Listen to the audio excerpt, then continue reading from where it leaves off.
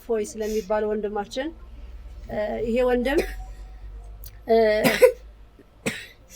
እንግዲህ ቁርአኑ ላይ ያለውን የተናገረው የጨመረ ነገር ያለ አይመስለኝም። ብዙ ጊዜ እኔም የሱን ነገር አይቻለሁ እና ከሆነ ጊዜ በኋላ ነው ማየት የጀመርኩት አላቀው ነበርና ምን ታዘብኩኝ በሰላችሁ በጣም ያፈርኩበትን ነገር 400,000 ብር እንሰጣችኋለንና አሳልፋችሁ ስጡ ሲባል ምን ያህል የሰው ልጅ ለገንዘብ የተገዛ እንደሆነ ግልጽ ሆነ ማለት ነው። ዛሬ አይደለም እሱን ወንድሙን ሀገራቸውን የሸጡ ብዙ ኢትዮጵያኖች እንዳሉ ነው ማቀው። በጣምም ያዘንኩት ሌላ ደግሞ ምንድነው